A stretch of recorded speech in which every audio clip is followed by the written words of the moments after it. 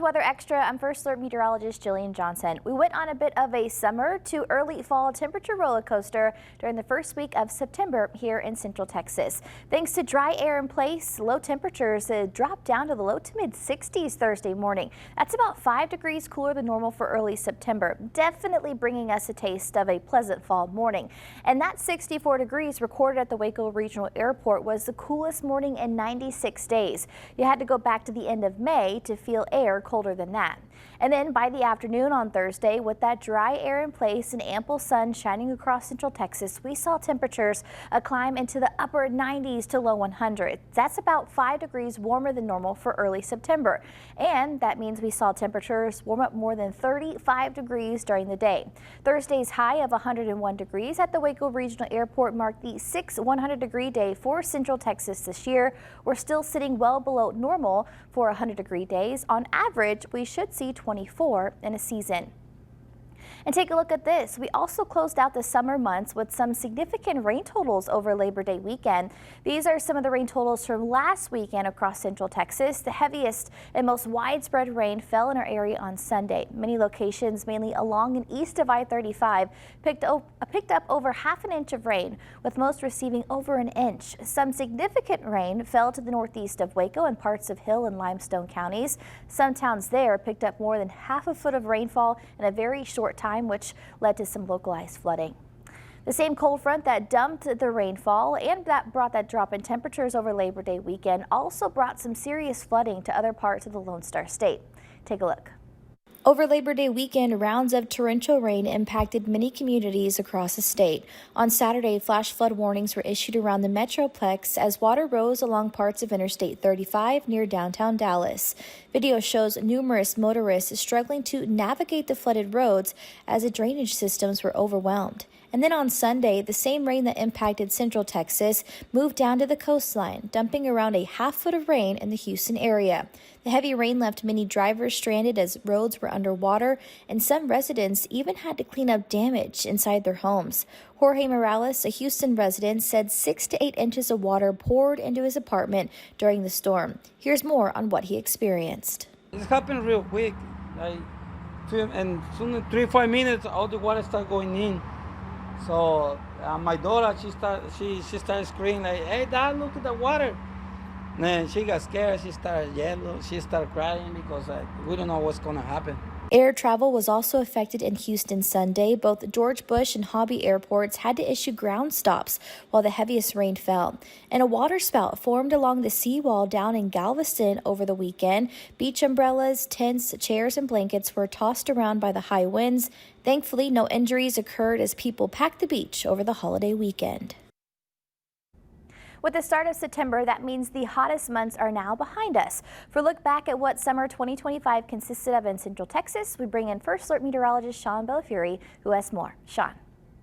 Not only was Monday Labor Day, but it was also the first day of meteorological fall, which is the middle 3-month period between the hottest 3 and the coldest 3 months. So in our books, summer is done, and it's in the record books, not necessarily for our average temperature, which was the 37th coolest for the summertime season. We had a lot of very warm and humid mornings, which kept that average temperature up, but it's actually among the rainiest summers in history here in Central Texas, even rainier than the last time we jumped into the top 10 list in summer of 2021.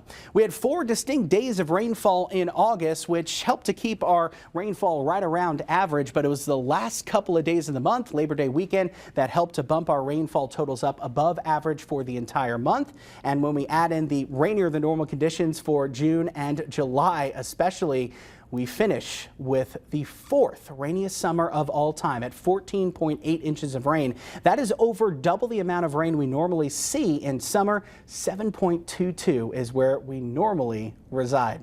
Fall has kicked off, and for the next couple of months, the average temperature is 68.1 degrees, of course, dropping steadily over the next couple of weeks and months, and we should see about 10 inches of rain. But don't forget that fall is also the season of daylight change as well. The fall equinox equinox is actually on September 21st, but it's actually 5 days later on the 26th that we see the equilux, which is exactly 12 hours of sunshine and darkness. But over the course of the next couple of weeks and months, we of course lose a lot of daylight. On our shortest day of the year, right around December 21st, it's 10 hours and 5 minutes of sunshine. Reporting in the studio, Sean Bellafiore, KWTX News 10. With the calendar officially in the month of September, you may be wondering what to expect this month and when the taste of fall could arrive. First Alert meteorologist C.D. Finley is here to explain more. Central Texas just finished what was a cooler than normal and wetter than normal month of August. And with September now here, what can Central Texans expect? Believe it or not, September 1st was not only Labor Day, it was the start of meteorological fall. But is this the widely accepted official start of fall? Well, not quite. Meteorological fall is based on the calendar year and runs until November 30th. This is why you may not be feeling those fall conditions quite yet. Astronomical fall, on the other hand, is based on the Earth's position relative to the sun and begins on September 22nd and goes until the winter solstice on December 21st. It is then that we can expect those slightly cooler fall conditions. By taking the average between the high temperatures and the low temperatures, you can calculate the average temperature for any given month. In September, Central Texas usually averages about 78.7 degrees for an average temperature, and these average temperatures will fall from October through December. But what are the odds that we hit that 78.7 degree average this year? Well, according to the Climate Prediction Center, Central Texas has equal chances to be above or below that 78.7 degree mark, with higher than normal temperatures expected to the north. And in terms of rainfall, Central Texas averages 2.87 inches of rain in September, just before October, which is usually the second wettest month of the year. And just like the temperatures, Central Texas can expect equal chances to be above or below that 2.87 inch mark, with higher chances for above normal totals to the north. So in reality, it's just a 50-50 chance for above or below normal temperatures and precipitation in September 2025. For KWTX, I'm First Alert meteorologist C.D. Finley. Thanks, CD. In last week's episode of Weather Extra, we spoke with the leading expert on the New World screwworm to learn more about the flesh-eating pest. News 10's Jasmine Lotz had the chance to speak with the cattle rancher who's keeping a close eye on their animals as the screwworm outbreak inches closer to Texas. Here's more on how ranchers say infected cattle would rock the industry. Jared Randley is taking every opportunity to keep a close eye on what is now a hot commodity: his herd. We have the highest demand ever in history for our beef product, and the prices are reflecting that. A lot of that has to do with the supply, the increase in demand, and also right now that we're unable to import Mexican feeder steers from Mexico due to the screwworm problem. Experts say the New World screwworm looks like a fly that feeds on the flesh of warm-blooded animals. The parasites can lay eggs in open wounds, which can kill the animal if left untreated. Reports say screwworm are affecting cattle in South America and Mexico, but are still several hundred miles from the Texas border. Jared Randley is a fourth-generation cattle producer and veterinarian. He says he remembers hearing stories of his grandfather treating the screwworm decades ago during an outbreak. When we were in vet school learning about it, I thought this is a thing of the past. Never did I ever think in my lifetime that we'd be battling the screwworm right here in Texas. Randley says the cattle industry is already low in domestic supply, on top of the fact that they're shut off to imports from Mexico. If the screwworm infects herds of cattle across the country, Randley says prices would skyrocket. He says ranchers are bracing themselves for a long battle. So everybody is nervous about screwworm coming here and how they're going to be able to handle their cattle with the labor shortages we have today. Randley is planning ahead. He says he's educating his employees, checking cattle multiple times a week for open wounds, and has facilities set up for treatment if screwworm hits his farm. The screwworm really likes the umbilical cord, the navel area of the calves, and so that's what we're really going to have to watch for if screwworm does pop up here in the United States, is we're going to have to check those baby calves several times a week. For now, instead of panicking, Randley wants ranchers to be proactive and do their part. If it would pop up on our border tomorrow, there's plans in place to control the spread of it here domestically, so everybody's working and everybody's doing a real good job to keep it at bay. In Lotz, Jasmine Lotz, KWTX News 10. Coming up next on Weather Extra is this week's Moment of Science. In this week's episode, we learn more about the journey behind how one American astronaut made his way to space many years ago. Weather Extra returns after this. Welcome back to Weather Extra. From the fields of Ohio to the craters of the moon, get ready to learn how the world's most famous astronaut worked his way into the space race. Here's your Moment of Science.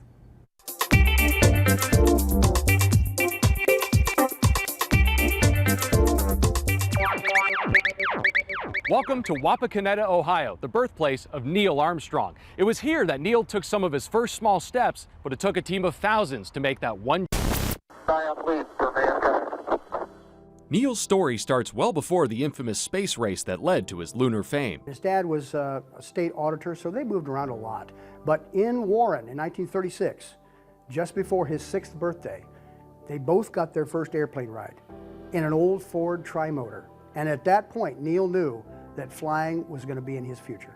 Armstrong learned to fly before he could drive, biking to his lessons at a nearby airfield and earning his pilot's license at 16 years old. Eventually, he flew 78 combat missions in the Korean War before earning his degree and heading to NACA headquarters in Cleveland, today's NASA Glenn Research Center. He started with number crunching and de-icing studies, nothing too exciting. Then he got a call from Edwards Air Force Base to be a high-speed test pilot for experiments like the X-15 rocket plane. There weren't too many men that were tapped and approved for flying the X-15 rocket plane. This gave him really critical resume material for later when he was chosen as an astronaut. The Mercury 7 had already been training for years when Neil Armstrong joined the space race in the second batch of astronauts, but he'd actually missed the application deadline by 4 days. It took an old friend from his Edwards days to slip his resume into the pile and change the course of American history. Meanwhile, the Soviets have been blowing past the U.S. in the space race. Sputnik in 1957, Yuri Gagarin in 1961. The states finally put their own man into space that same year, and the first American in orbit around the Earth a year later. The Soviets got ahead of us, not because they were ahead of us technologically, but because they were behind us. Wait, what? The first ICBM in the world was the R-7 Semyorka. And that vehicle generated 800,000 pounds of thrust. We had nothing like that. The reason that they did that is because out of necessity. They had no option. We, on the other hand, had advanced materials, some lightweight alloys. We did not need a big, heavy, bulky warhead. Through the 1960s, the engines got bigger, the rockets faster, and the stakes higher. But Neil's first space journey was a lot less smooth than the one he's famous for. The Gemini 8 spacecraft was the first to dock with another craft in orbit that had started spinning uncontrollably, rotating nearly once a second. Armstrong stabilized the craft using re-entry thrusters on the nose, aborting the mission but saving his and his co-pilot's life.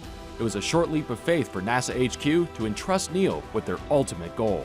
July 1969. Moon, here we come. Apollo 11, moonbound. These and so many other headlines throughout the world as everybody watched and waited for 3 Americans to perform the most ambitious science experiment to date. For this week's Moment of Science, I'm Dan Smith. And SpaceX's mega rocket Starship had a successful test flight last month from southern Texas. And NASA is counting on SpaceX to help the U.S. beat China on a 21st century race to the moon. Mark Strassman has more on the race to space today. SpaceX's Starship is the most powerful rocket ever built.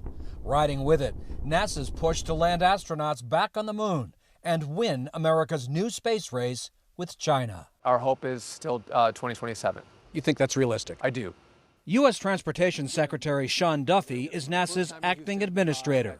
4 years ago, NASA hired SpaceX to build a lunar lander version of Starship. But Duffy acknowledged a series of Starship in-flight failures and explosions earlier this year leave SpaceX behind schedule. The U.S. has been to the moon already. Does it matter this time if the Chinese get there first? It does. So we won the first space race. We're going to win today's space race and tomorrow's space race. We copy you down, Eagle. What? American pride surged in 1969. History's first moonwalkers were Apollo 11 astronauts rather than Soviet cosmonauts. More than a half-century later, NASA needs Starship's lunar lander to return astronauts to the moon's surface. But 10 former senior NASA leaders and engineers told us the SpaceX approach is overly complex, and the company still has much to prove. I want to see the United States succeed, and I'm just worried about this architecture. Doug Cook spent 38 years at NASA and oversaw human exploration for the agency. He's now an aerospace consultant for companies such as Boeing. It's the scale of operation in that time frame, I just don't see it. To reach the moon, Starship will need to first top off at an orbiting gas station, and that will require rapidly launching 10 or more tanker ships to deliver propellant. In-space refueling at this scale has never been tried before. Those are important technologies for the long haul. For going to Mars, they're important. But is this the right approach for the right moment?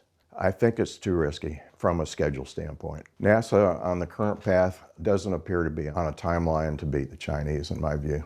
The Chinese want to land on the moon before 2030. Secretary Duffy told us he's confident SpaceX, renowned for its space innovation, will deliver again. If you look at the company as a whole, they oftentimes are behind. And then all of a sudden they make these massive leaps forward. The delays we've had with SpaceX, the complexity of the vision. I think it's important to be honest. And if I thought we were going to have concerns, I would tell you. And if there's a point that I do have concerns, I'll make that public. But space is never easy. The clock is ticking, and America's lead in space could be on the line. For Eye on America, I'm Mark Strassman in Houston. Straight ahead on Weather Extra, we hear some tips on how to age in a healthy way. This week's Degrees of Science coming up right after this. Welcome back to Weather Extra. We're all getting older. That's just a part of life. But are you aging healthily? Well, in this week's Degrees of Science, we talk with a geriatrician who has some useful tips for healthy aging. Check it out. Starting in our 30s, we are starting to lose muscle mass. We know that we lose about 3 to 8% every decade, even that early. And that's what we call sarcopenia. Our bones also then lose density, and that can lead to what we know as osteoporosis, especially in women after menopause. Our joints also become stiffer because that cartilage, which is that cushion between the bones, starts to wear down. So altogether, over time, that can sometimes make us feel weaker or less steady as we're aging. So really the best medicine we know that's out there for muscles, bones, and joints is movement. So strength training, even with light weights or resistance bands, we know helps maintain that muscle and bone. I will say it's never too old to start strength training in my clinical practice. I have 90-year-olds I'm starting on strength training, but we know that people who stay active lower their risk of falls and fractures by 30 to 40%. So brain health, something that's very important as you get older. What kind of changes is going on in our brain and our body as we get older? So some brain changes are normal. So processing speeds do slow down, meaning it might take a little bit longer for us to find the right word or recall a name, but really kind of the things that we do day to day, those more complex tasks, those all remain intact. However, we know based on the literature, about 40% of people 65 and up might report some mild forgetfulness. So is there any other changes that we may see that people need to pay attention to when it comes to aging? I think some of the most important ones are our kidneys. So our ability to kind of filter becomes less efficient. And so that's really important when you're thinking about your medications, right? So one of the things I do as a geriatrician, especially when I see someone for the first time, is go through their med list, make sure that the medicines they've been taking really make sense for them now.